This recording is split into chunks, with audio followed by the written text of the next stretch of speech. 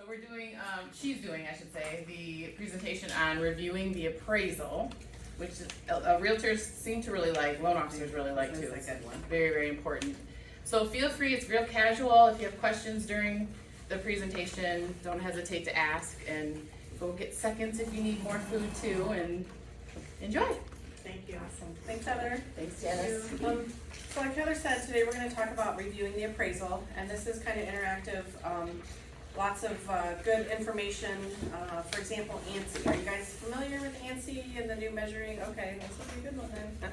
So I'm going to talk about lender and appraiser responsibilities, the appraisal independence requirements, which we call AIR, because as you know, in the mortgage business, we have to have an acronym for everything. We can't talk without acronyms. We can be very annoying people to have lunch with sometimes. But we're going to go over an appraisal report. We're going to talk about reconsideration of value, and when the appraisal doesn't come in, automated value assistance models that we use as underwriters, and then ANSI as well. So, could you say what ANSI stands for, please? ANSI is the American National Standards Institute. This is frequently asked questions that Fannie Mae gave regarding ANSI right here. So I'll go over that in a little more detail, but I just wanted to gauge kind of how familiar you guys were with it. It came out about a year ago, but yeah, I run into a lot of realtor offices that haven't dealt with that yet. So it's a good thing that we're going to talk about it today. So starting with the responsibilities of the lender, we have to follow appraisal independence requirements, also known as AIR. So this came out, I think it was like 2010 about, where, you know, this is where the loan officers couldn't talk to the appraisers anymore, and lenders stopped taking other lenders' appraisals, and everything kind of became very challenging as a result of this, but some good things came out of it as well. So basically, it established appraisal independence safeguards, and it did make it more difficult to accept another lender's appraisal. That was kind of an unintended consequence, because the law came out to prevent loan officers and realtors from strong-arming appraisers and saying, this is the value I need. If this value doesn't come in, I'm gonna, you know, I'm not gonna use your appraisal company anymore. And I saw it a lot back then. It was very common for the appraisers to be heavily influenced by, you know, how much work they were gonna get, and you know, the loan officers would basically state, I need this value to make it work. And then the appraiser would try to work to make the value instead of coming up with what really was the true market value. So, but like I said, as a result of that, because I think it was a good thing, based on what I was seeing in the industry, I do think that was a good thing. But the downside is, now if another lender does an appraisal and that buyer doesn't want to go with that lender, maybe they want to come over to LMCU, it makes it hard for LMCU to take that other appraisal, because we don't know if it was ordered in accordance with the appraisal independence requirements. So I can only take that appraisal if that lender is willing to do a certification letter that they ordered it with the appraisal independence requirements. Well, number one, that lender doesn't want to let go of that appraisal, and number two, you know, that lender doesn't want to do a certification letter either. So that kind of made it difficult. Every once in a while, we can do it, and we get lenders that are willing to release the appraisal, but not always. So yeah, it used to be no problem taking another lender's appraisal, and now it's become a lot more difficult. It does require the buyer to receive a copy of the appraisal within 3 days of closing. So we always have to make sure that we have confirmation from the buyer that they received the appraisal within 3 days of closing, otherwise it could potentially delay the closing. So this came out around the same time as TRID. You know, so where they have to have the closing disclosure 3 days, and you gotta count those 3 days. Very similar with the proof of the receipt of the appraisal. Mm-hmm. So we have a lot of brand new to the business agents in this room. Oh, good. So they don't necessarily know the TRID? Yeah. The reason I drink? That's the acronym. They don't necessarily. That's what we So could you, if you could always explain those little details? For sure. Yeah, so TRID is when we integrated the disclosures, because like there used to be a truth in lending, there used to be a good faith estimate, and those documents were combined into one loan estimate. So the documents changed, the process changed, the waiting periods changed. So lenders, I think, have pretty much got it dialed in now. Like, what we do is we give what's called a pre-closing disclosure, so the clock starts ticking right away. Because if you're disclosing by mail only, it's a 6-day waiting period. If you're disclosing by email and we get confirmation, then it's a 3-day waiting period. So it used to be, for many years, sometimes it's like, oh, we want to close on Tuesday, but the lender didn't get the closing disclosure out in time, so you couldn't close till Thursday. But like I said, I feel like that's dialed in, and I have never seen a closing held up due to borrower receipt of the appraisal. So I think lenders do a pretty good job there. But the big thing that AIR did is it limited appraiser engagement.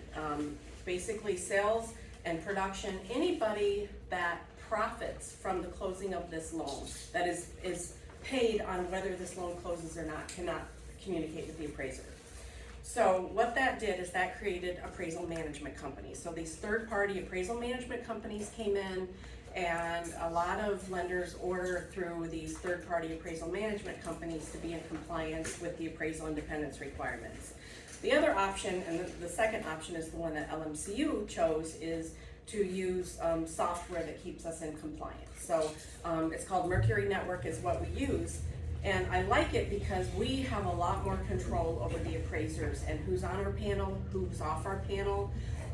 We track how many errors they have to correct, how many times we questioned the value and had to go back for a reconsideration of value, how many times if they were rude or didn't show up in a professional manner. And like I said, we track that, and once it gets to a point, we can say, okay, appraiser, you're off our panel. Or what we do a lot, because we do a lot of construction and perm. Well, those can be difficult to appraise because you're appraising it based on the plans and specifications as if it was already built, in the future. So a lot of appraisers struggle with that. And if the appraisers don't do a good job with construction perm loans, we can say, okay, we unclick the button and say they can get normal appraisals, but they can't get any more construction perm appraisals. So we have a lot more control versus lenders that use appraisal management companies, because it's next to impossible to try to get an appraiser off a panel of an appraisal management company. So I like that because through Mercury Network, we have so much more control over who's on our panel, who's not on our panel. And as long as we can document the errors and mistakes that they've made, we can easily get them off our panel. And then also, as a lender, we are responsible for selecting a knowledgeable and experienced appraiser familiar with the location and property type. Notice what that doesn't say. It doesn't say that they have to live in the area, okay? So this is where a lot of realtors get upset, is they're like, oh, somebody from Lansing is coming over and appraising in Grand Rapids. I don't want that guy here, he's from Lansing.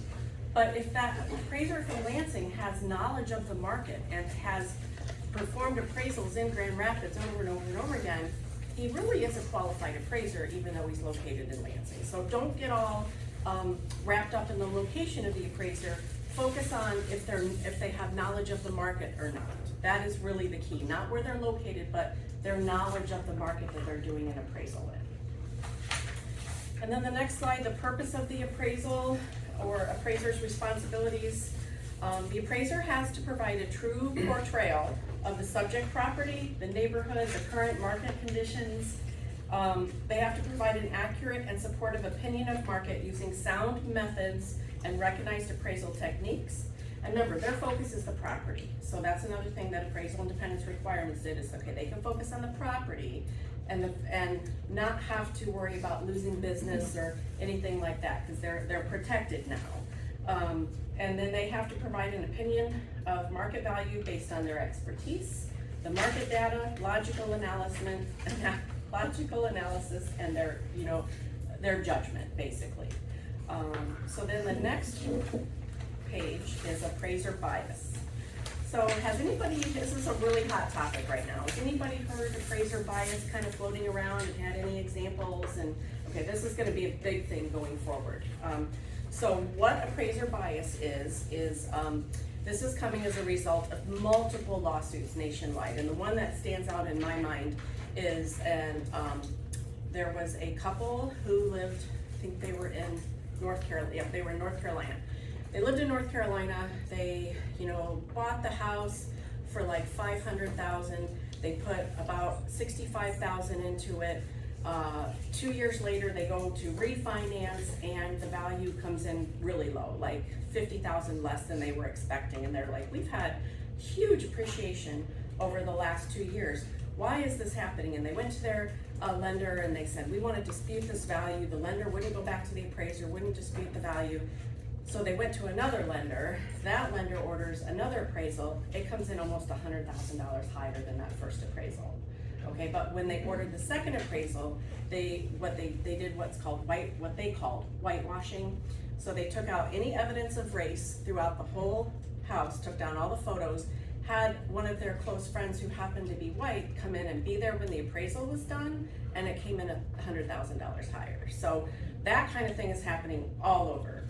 And as a result of that, appraisal bias is a super hot topic right now. So it is with, I thought you were raising your hand. It is about, so now with, so the lender got in trouble, and the appraiser, they both had to pay as a result of that. But you know, the lenders are now being held accountable for appraisal bias happening in appraisals. So this is just some examples. These are not LMCU appraisals. These did not come through LMCU. These are examples that I had from another presentation.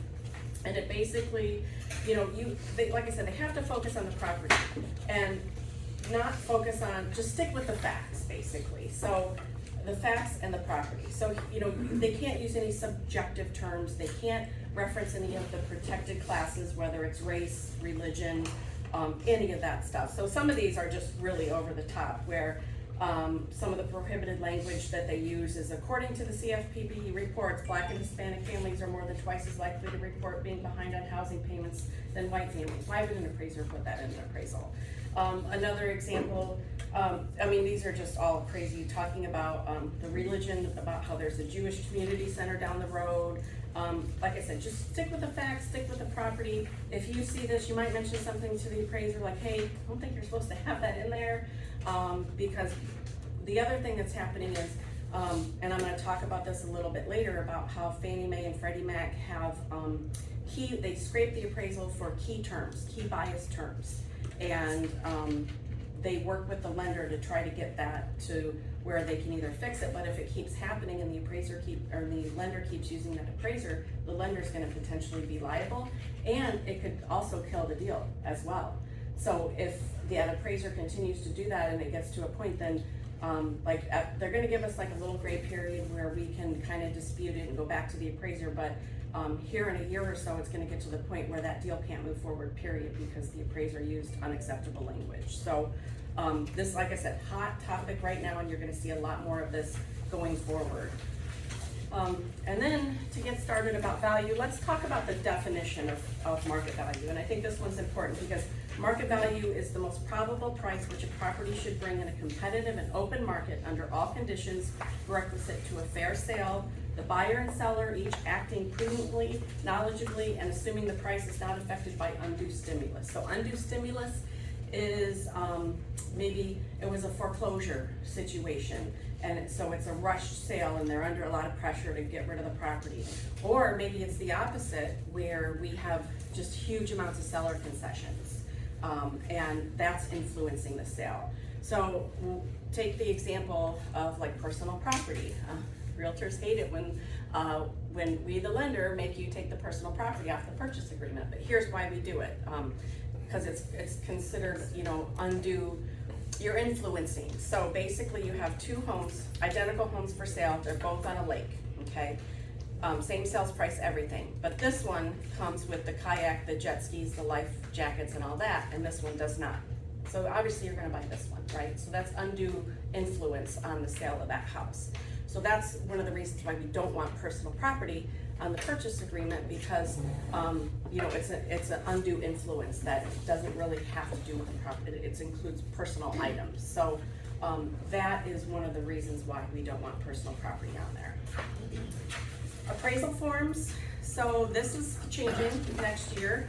So right now, Fannie Mae has a form number, Freddie Mac has a form number. It depends on if it's a manufactured home or if it's a condo or if it's a 2 to 4 unit. And there's all these different appraisal forms floating around, and what is happening going forward next year is there's gonna be a uniform appraisal data set, so a set appraisal, and if it's a condo, there'll be a condo addendum. If it's a manufacturer, there'll be a manufactured addendum.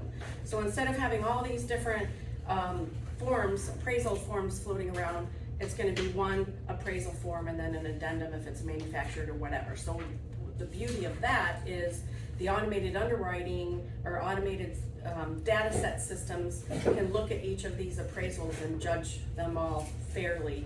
It's hard to do right now because there's so many different appraisal forms, but going forward, and again, that's gonna help them search for the languages and stuff too, because right now, the automated valuation models don't support manufactured. They don't support 2 to 4 units. So once all that is in one data set, one form, it'll be supported a lot better.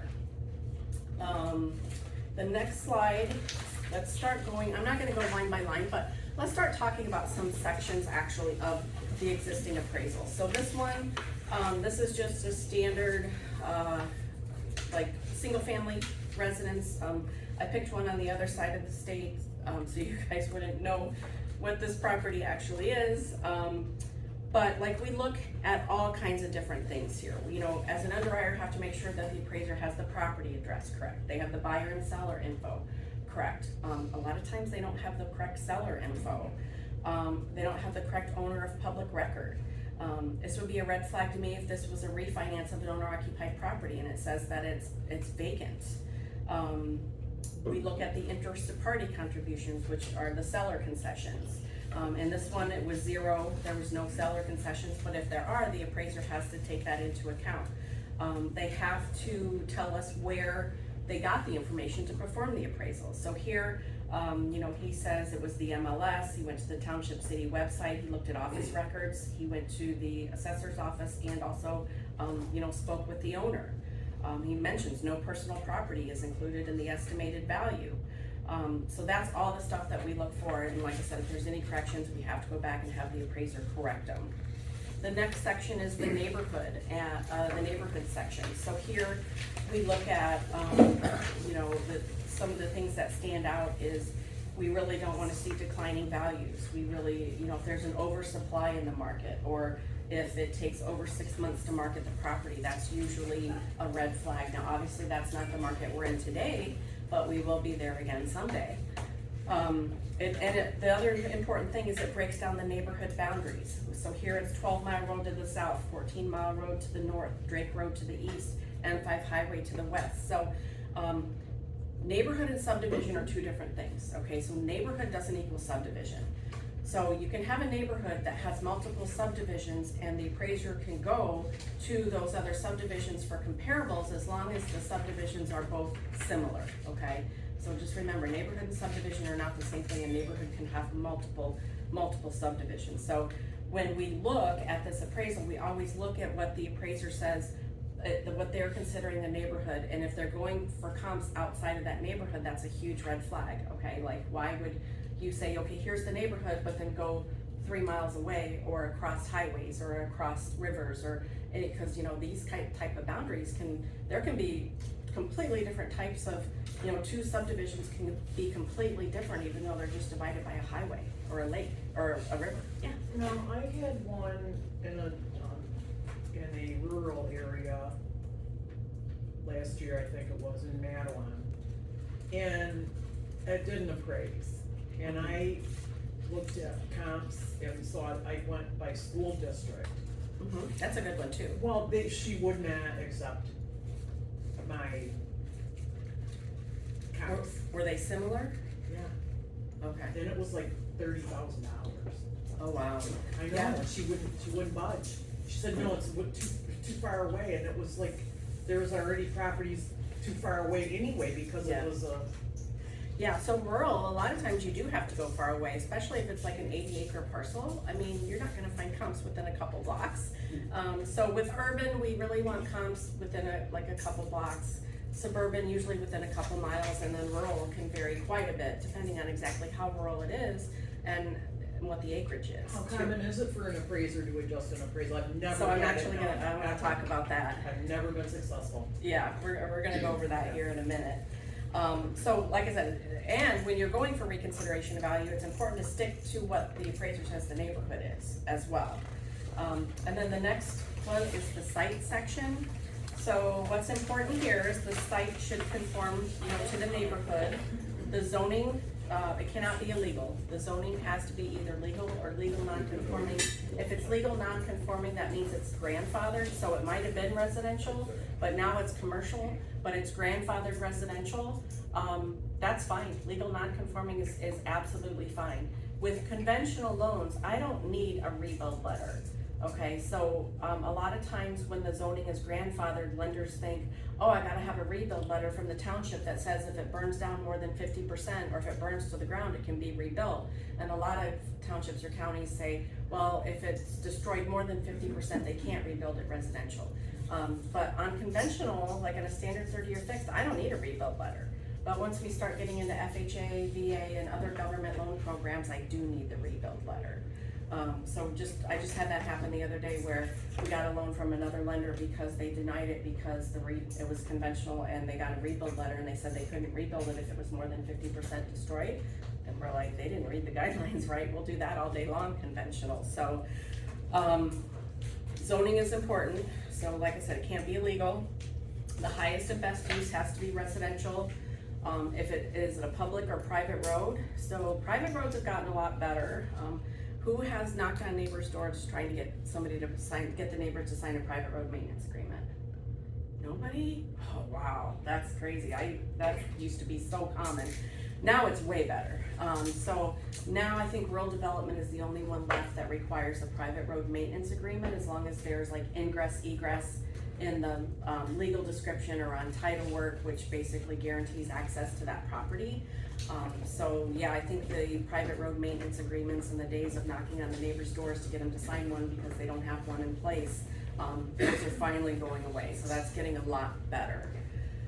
The flood zone. So flood zones they just redid the maps a few months ago. So all these places that thought they were in a flood zone and they went and they got a LOMA, which is a letter of map amendment, and disputed the flood zone. Now that all got washed away, and if they're back in a flood zone, they gotta go through that whole LOMA process all over again.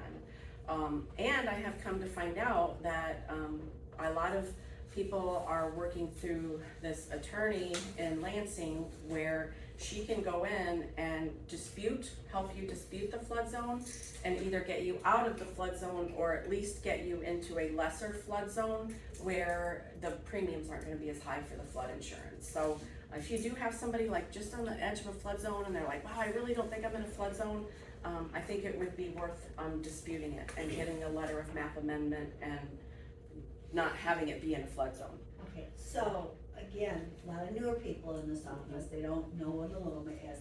Is it still possible if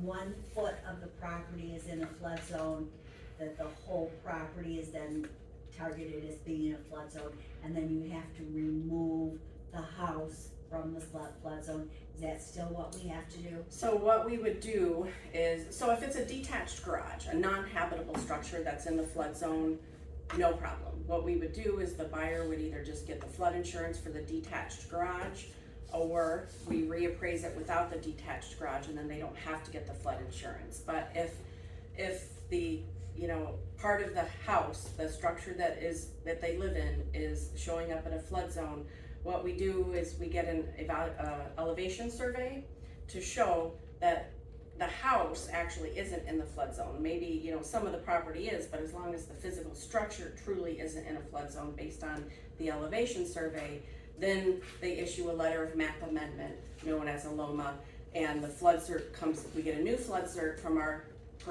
third-party flood cert provider after the LOMA is recorded, and it shows it's no longer in a flood zone. If it's close, I would dispute it, because I think the maps that came out are very aggressive pro-flood zone. So you said that if it is does that mean you get those The buyer. elevated, or the buyer? Yeah, Okay. the buyer. I mean, the loan officer can help. assist in I that just for wanted to sure. clarify that, okay. Yeah, the buyer would have to dispute it, but, like I said, I do have this attorney, I'll have to, I can give Heather her name, because I think she's done a lot of great things and knows exactly how to dispute it. Like I said, if she can't get you out of the flood zone, a lot of times she can get you in a lesser severe part of the flood zone, and at least reduce your premium for the flood insurance, or reduce the buyer's premium. So the moral, guys, is if you have a sale and it turns out to be in a flood zone, don't kill the sale immediately. Reach out for some help from your broker, your surveyor, and let's see if we can get the property out of the flood zone so you can still close on that sale. Yeah, it's not necessarily a deal killer, but, you know, or if they wanna close with the flood insurance because they're in a rush, and they can always dispute it after the fact, okay? And then we also look at, adverse conditions, so they have to tell us, if the appraiser has to tell us if there's any sort of functional obsolescence. For example, you know, are they living near a really busy highway, or are they near some high voltage power lines? You know, are they located in that easement?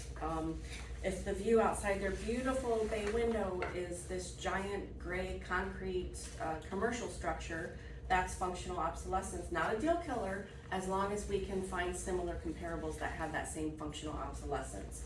So that kind of goes back to the zoning, right? So with their grandfathered residential, you know, legal non-conforming zoning, but since the zoning has changed, a lot of commercial structures have popped up.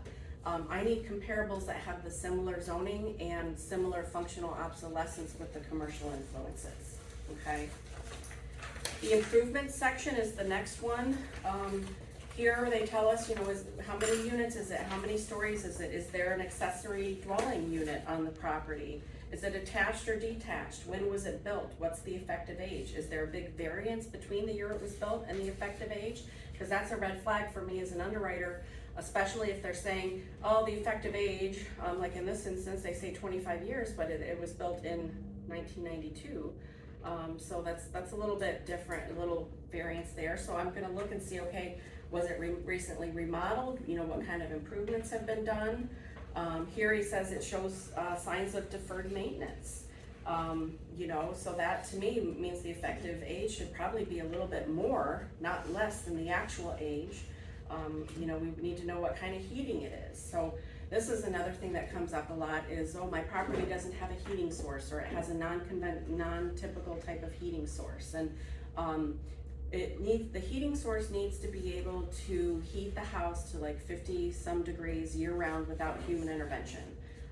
We have a special at LMCU, we have a special agreement with Freddie Mac where if it is a second home, like a cottage up north that doesn't have heat, we're okay with that as long as we have similar comparables without heat. But if it's a primary residence or an investment property, it's gotta have a traditional heat source, and we have to have comparables with similar heat sources. So yeah, we just kind of go in and we look at the deferred maintenance. We always read through all the comments. And then the Uniform Appraisal Dataset talks about condition ratings. So C4 for condition, that is considered average. Like a C4, yeah, it's good. You know, it's not great, but it's not bad. It's average, okay? C1 is new construction, never occupied. You know, C2, there's no deferred maintenance. But like I said, most of them are C4. C3 is usually pretty good. C5, not all lenders will do C5. We'll do a C5 as long as there's nothing that affects safe, sound, and sanitary. So like we recently did a C5, it was a hoarder house. So the appraiser, rightfully so, said, hey, this is a C5. Everything's working, it's just a mess. So it was all cosmetic. So it just needed somebody to come in, clean it up, it'd be a good house, right? So like I said, you gotta watch when you have a C5 because not all lenders will do that. C6, we're looking at a renovation loan. We can't lend on it. There's something that is affecting either safe, sound, or sanitary. We got a property that really needs some help here. So in that instance, we would not finance a C6 unless it was a renovation loan to bring it up to par, okay? And then same thing for the quality ratings. Q4, it's average, not great, not bad, you know, constructed pretty well, meets the building codes, nothing fancy, nothing, you know, we can do Q5, a lot of times though, if we do a Q5, a lot of times that is a renovation loan. Q6 is definitely a renovation loan, probably a complete tear down where we're gonna come in and do a construction permit, build a whole new property. But again, Q1, brand new, all that. So if our appraiser, you know, says it's a C3 and Q3, I'm gonna want comparables that are similar, okay? So the appraiser should be using comparables that are similar in quality, similar in condition. For example, if my house was built in, you know, 1992, the appraiser should not be comparing that to newly constructed homes never occupied, okay? The next one is appraisal bracketing. So the appraiser has to bracket the comparables, and so that means that we need some comparables that sold above our sales price, some comparables that sold below. They can't use all 3 or 4 comparables that sold above our sales price. They always have to be bracketed. So they have to make adjustments to the comparables to make them similar to our subject property. So if our subject has a feature that a comparable does not, the value of that feature is going to be a positive adjustment on the grid. So remember, the appraiser is using each comp to compare to our property. They're not using comps to compare to other comps, okay? Each comp is just comparing to our property, not each other. If the comp has a feature that our subject does not, then they make a negative adjustment. The appraisers mess this up all the time. They need to make positive adjustments and they make negative adjustments, and we as an underwriter, we have to go in and be like, wait, ours doesn't have that, so he should be making a negative adjustment and so on. So we always have to watch that. So let's talk about the sales comparison approach. So this is, our property is always the one on the left, our subject property, and then here they provided 3 comparables. They always have to provide a minimum of 3 sold comparables. After they have the 3 sold comparables, you know, they can throw in a listing or, you know, maybe a few other comparables. I've seen some appraisers use 8, 9, 10 comparables in some instances. I think it's because they don't want us to come back for reconsideration of value, so they just throw every possible comp in there. But normally we see at least a minimum of 3.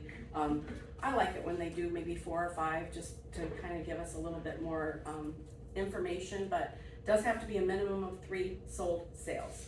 So here I did a pretty good job. All the comps are within 0.8 miles away. They're all pretty close. Our sales price is $442.9. We have comps that sold above, comps that sold below.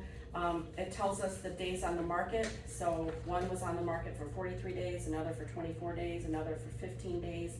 It gives us the type of financing and if there was any seller concessions or any sort of interested party contribution. So the last comp, number 3, they did have $825 in seller concessions, so we do have to take that in as an adjustment when coming up with the value. And then the next section, continuing on with the sales comparables. So here, you know, some of the sites were bigger, some of the sites were larger, so we made some adjustments there. He did a good job where ours was a ranch, all the others were ranches, and this really comes into play in Michigan with the bi-levels and tri-levels and different multi-levels. You know, if ours is a ranch, our comp should be ranches. If ours is a 2-story, our comp should be 2 stories. If it's a multi-level, they should be comparing them to bi-levels and tri-levels. And like if I see it a lot where like ours is a tri-level and we have all 2-story comps. Well, there's a big difference between a tri-level and a 2-story, you know, especially when it comes to ANSI, which I'm going to talk about in a minute. So very important. Here we have across the board line adjustments where it comes to condition. Ours is rated a C4, but all 3 comps provided were C3, so we have an across the board negative adjustment of $15,000. So as an underwriter, I don't want to see that. I want to see C4 comps without all these adjustments, especially across the board adjustments like that. That's a huge red flag. And then the basement. So why? Tell me, why is it a huge red flag? Because he's using all comps that are in better condition than our subject. Okay. So, you know, if mine's a C4, I want comps that are C4. But if he, just like if the appraiser was using all comps that sold above our sales price, you know, it's got to be bracketed. And then when you get down into the condition and the quality, it should be similar where this guy went and just got all better, way better condition than ours and just did an across the board adjustment. They did the same thing for the basement and the finished rooms below grade. And this is important for you guys because this is where buyers get upset because they look at the above grade room count. Okay, so it's got 8 total rooms, 3 bedrooms, 2.1 bath. Okay, but they're like, wait, I got a bedroom and a bathroom in the basement. Where's my value for that? And they just need to go one line down where it says basement. It goes off of, it tells you how big the basement is, if there's a basement or not, if it's finished. So ours has a pretty nice sized basement, but none of it's finished. But the appraiser used all comparables that had finished basements, bedrooms, bathrooms, all that below grade. So when you have a buyer that's like, wait, this is a 4-bedroom, 3-bath house, why does it say it's a 3-bedroom, 2.1 bath? It's because anything below grade, and I'm talking like, even if it's a little bit below the grass line, boom, that's below grade, that goes into the line below it, okay? So buyers get really upset about this a lot, because they think that they're only getting value for the 3 bedrooms and the 2.1 bath, even though there's more, but the value for that is separate. That is in the below grade in the basement section. And then garages, 2-car, 3-car, and then the net adjustments and the gross adjustments. So, it used to be, the net adjustments can't exceed 10% and gross adjustments can't exceed 25%. That is the appraiser trying to underwrite to lender guidelines, lender overlays. Fannie and Freddie never said that it's a 10% net, 15 or 25% gross. That is just some lender's overlay that kind of stuck, and then the appraisers all started to underwrite to that, and the next thing you know, we're all underwriting to that, and we're like, why are we underwriting to this? This is not the guidelines. So it's not. If the adjustments seem really high, we're gonna take a look at it, maybe ask for additional comparables, but there's no requirement for net adjustments can't exceed 10% or anything like that. Okay, let's do a quick knowledge check. True or false? If a comparable has a feature that the subject does not have, the appraiser will make a negative adjustment to the comp. Who says true? Good job, you guys. All right. That's a hard one. I think that's a really hard one. All right, reconciliation section. So here we are at the end. The appraiser's like, all right, this home is worth $440,000, and it's appraised as is. So it should state appraised as is unless it's subject to completion or subject to repairs. And the value always comes from the sales comparison approach. So the cost approach, the cost approach was to build it. The cost approach is $455,200. Okay.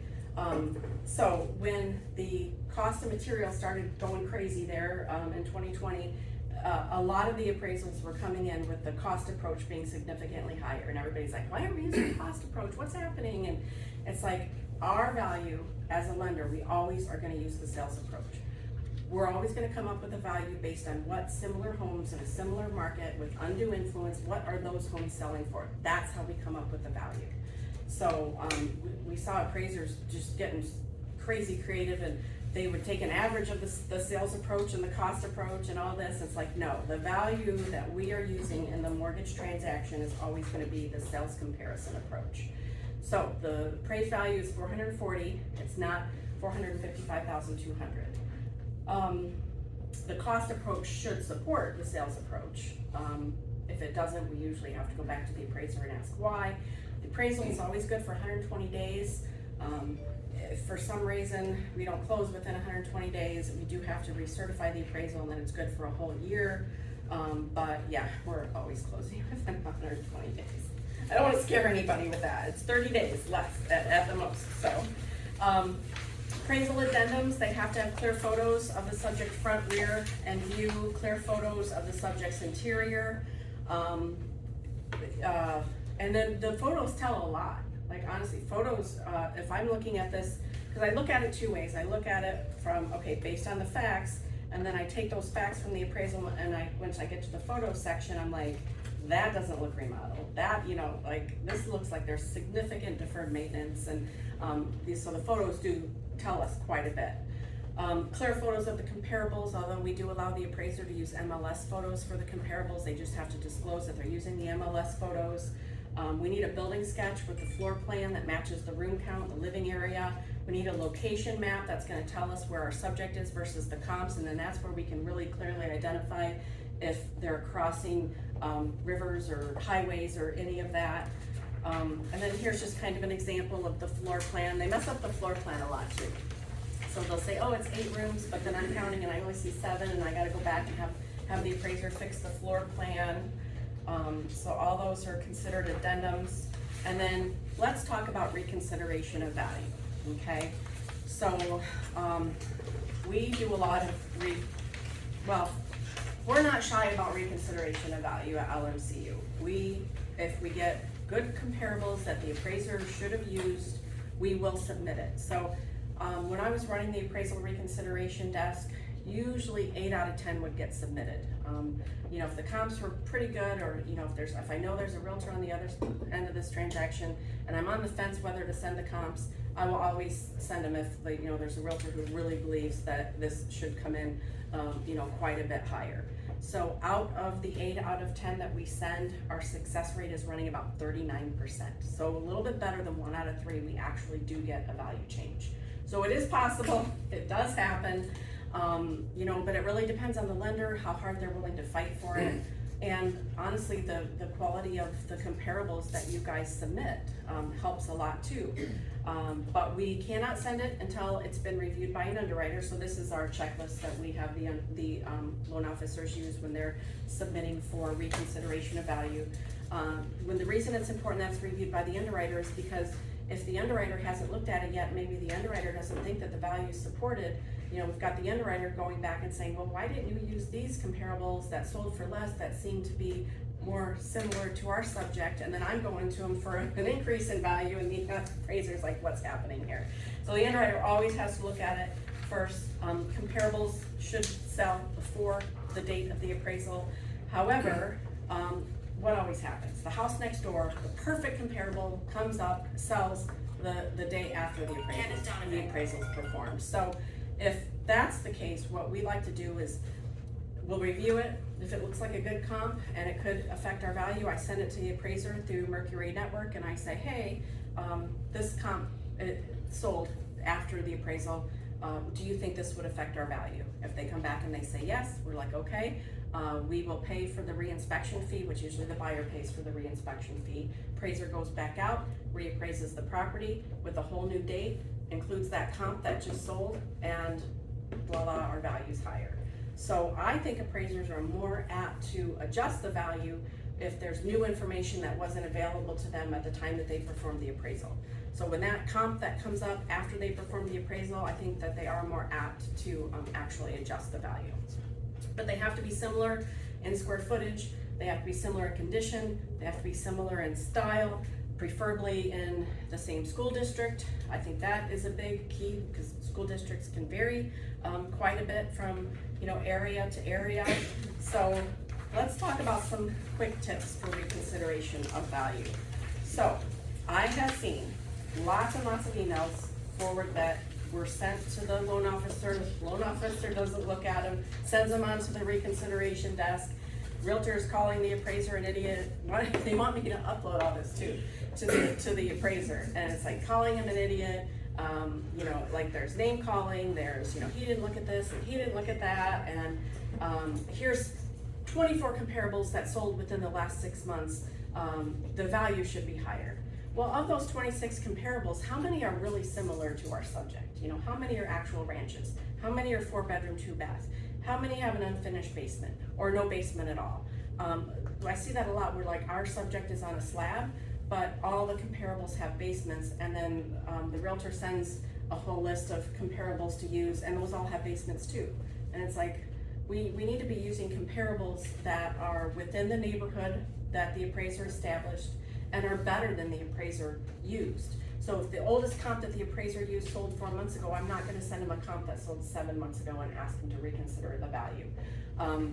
You know, they all have to be very similar. So it's important that you write it down, you know, take the emotion out of it. Don't be all upset and send a strongly worded email. Because I can't send that to the appraiser. So I've had two things happen, and it kind of is the same thing. One time I sold a newer construction, and the appraiser missed that the whole lower level was finished. And that one we got fixed, but Yeah, about, they make mistakes, for sure. yeah, they forget.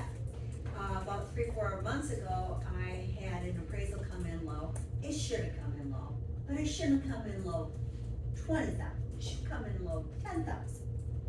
And the reason it came in low is the appraiser had made no adjustment for the fact that this had a walkout basement. It was finished with a walkout versus the comparable he used that did not have a walkout or did not even have daylight windows or had what we call a partial walkout. And there was just no adjustment whatsoever. So I used his comps, but I pointed out the deficiency in the appraisal, Exactly. and the appraiser rejected it. And I'm going like, how can that be? But you did what you're supposed to do, where you left the emotion out of it, you stuck with the facts, you based on the appraisal and our subject property and what features that had, and pointed out the features that the comps did not. Correct. So that's good. No, I That's- did what I was supposed to do, but how can they, when that happens, when the appraiser doesn't wanna admit he didn't do the whole job, Mhm. which is really what it was. What's my next level? So what we do, and I'm just gonna talk about LMCU here, cause this is a tricky area where a lot of lenders don't like to do this, but what we do is if we can show that the first appraisal has material defects, and we've gone through the reconsideration process and did not fix the defects, then we can order a second appraisal from a whole new appraiser. Now, like I said, with appraisal independence requirements and stuff, that's a really tricky area, but as long as we can document that the first appraisal has material defects, errors, and the appraiser was not willing to correct them, we can get a second appraisal. Yep, absolutely. So I had that option. Yes, yeah, if your lender's willing to declare the first appraisal is, deficient. But like I said, I don't know, not all lenders get aggressive like that, but we will. If it makes sense and we can show that it's deficient, we can always order a second appraisal. So be specific, be humble, like I said, don't call names, try to bullet point stuff, don't like write a huge novel. Because when that happens, I gotta go through and I gotta read all that and then bullet point it for the appraiser. Don't try to pressure, don't say, here's what I think the value should be, because then you're leading the appraiser and you can't do that either. You can't say, it should be at this value, these adjustments should be this amount, because then you're, like I said, you're leading them and you can't do that. Opening paragraph, closing paragraph, there's some pretty good tips in here that I think are very helpful when it comes to, going to your lender and asking for a reconsideration of value. Value assistance, so Fannie Mae has collateral underwriter, Freddie Mac has loan collateral advisor, so these check the data, again, it doesn't work on manufacturer, doesn't work for 2 to 4 family right now, but when everything changes next year, it will. So it goes through, it rates the appraisal, it looks at it's just a model, okay? But the model's not perfect, because maybe the seller converted the garage to living space. The model's not gonna pick that up. The model's not gonna know that. So the model's just a guide, it's not the end all be all. And I'm gonna go into that here in a second. Appraisal waivers, we can get those with conventional. Who's had an appraisal waiver? I love appraisal waivers. Yes, again, not all lenders do that. Some lenders are like, that's too risky, we don't wanna do that. But at LMCU, if it kicks out an appraisal waiver and I can sell it to Fannie or Freddie without an appraisal and save the buyer time, money, all that, and close 2 weeks sooner, I'm gonna do that all day long. So remember, conventional only, usually you have to be putting at least 20% down. And then desktop appraisals are back. So Fannie Mae and Freddie Mac brought back desktop appraisals, where the appraiser never visits the property, never drives by the property. They basically appraise it from their desk based on everything that's available to them. We don't do that anymore. We just found that it caused too many problems. Values weren't coming in. The appraiser needs to see the property, in my opinion, unless either that or an appraisal waiver. Just don't do this desktop stuff. So we don't do these anymore, but you might see other lenders doing desktop appraisals. So I talked about the valuation models. So here's an example of the collateral underwriter through Fannie Mae. So it rates the property 1 through 5, 5 being a really bad appraisal, again, based on the model and that data. So it says it's a 5, there's a heightened risk for appraisal quality, there's a heightened risk for overvaluation, and it gives us some information. And anything that is 2.5 or higher as an underwriter, in order for me to approve it, I have to justify why I think the value is supported, even though the model says it's not. And again, that would be, like I said, maybe some space was, the garage space was converted, or the model is inaccurate. But what I really like is it gives me a list of comparables. So it gives me the 20 best comparables. Starting at the left, these are the comparables that the appraiser used. So we used 1, 2, and 3. Our subject property is highlighted in yellow. And then the rank is the rank that the model uses. So the appraiser used comp 1, the model thinks that's the 8th best appraisal. Comp 2, the model thinks that's the 11th best appraisal. So, the model thinks that 1615 Laraway Lake Drive Southeast is the best comparable for this subject property. It gives us the distance, and we can sort all these columns. So when I go and I pull this report, the first thing I do is I sort by sales price, and I look at what sold above ours and how similar it is to ours to help find the value. So maybe you as a realtor, you provide a couple comps. I might go through this report, provide a couple more, and send 4 to the appraiser to reconsider the value. So I'm also looking at the comps that you sent to see if they're on here, to see where they rank in this model and if they are truly good comparables or not. So it gives us the condition rating, the quality rating, the gross living area, the lot size, the age, bedroom, bathroom count, all these can be sorted, and I can go in and I can find additional comparables. So this is what underwriters are looking at too, where the underwriter might be like, wow, the appraiser used all comps that sold higher than ours, but I have all these comps that sold for less that are actually more similar. So we might send a few comps to this appraiser and say, hey, why didn't you use these comps? Because maybe they're trying to push the value a little bit. So now, lastly, let's wrap this up with American National Standards Institute. So this came out, I'd say at least a year ago, and it developed a standard for calculating the square footage, because your buyer might calculate it one way, your seller might calculate it another, your appraiser calculate it one way, and then you guys calculate it. So it's 4 different ways of, people were calculating the square footage. So this brings it all together and says, okay, we're all gonna calculate it using the same method, which is ANSI. So with ANSI, finished area, so this is only the living area that is finished. So finished area has to be an enclosed area that is suitable for year-round use. So a loft area, I just had this happen where the loan officer came back and said, well, they totally ignored the loft. They didn't include any of the loft in the gross living area. And I said, well, does the loft have 4 walls and is it completely enclosed with a door? And they're like, no, it's open, it's a loft. And I'm like, well, that's why he didn't include it, okay? Because it's not considered, it's not fully enclosed, so they couldn't count that in the gross living area. The ceiling height has to be at least 7 feet. Think about Michigan basements. A lot of Michigan basements aren't 7 feet, so they're not gonna count those in the gross living area, even if they are above grade. It defines levels of the home. So like if you have like a area where you kind of step up to go into another room, as long as that step is no more than 2 feet, then it's all considered the same level. A legal bedroom doesn't need a closet, it just needs a egress window. So I just had this argument with an appraiser not too long ago where they were appraising it based on the buyer putting an armoire in the room. And it's like, no, you don't need a closet or an armoire to consider it a bedroom, okay? That was a long time ago. That doesn't apply anymore. For rooms to be considered above grade, they have to be 100% above grade grass line. So even if a little corner of that house is below the grass line, it's considered below grade, okay? And so then, like I said, it's not in the area where it's 2 bedrooms, 3 bath. You're including that in the basement section of the appraisal. That line that talked about the basement. There's a bay window that doesn't count in the total square footage. Finished areas above garages can be included if it's in the finished square footage, only if it's connected to the house by continuous finished areas. So if there is a breezeway in between, then we can't include that in the gross, we can't include that room above the garage in the gross living area.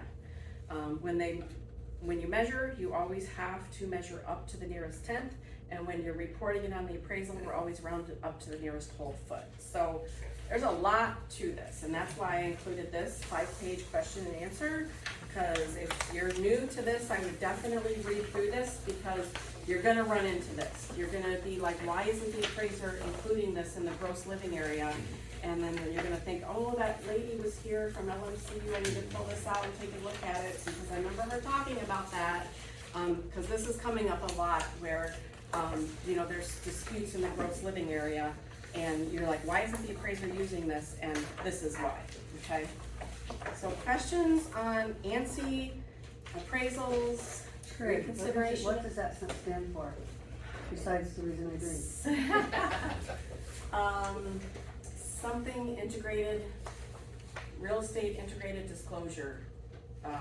But basically, it's just the new forms and the waiting periods, and you might Google that.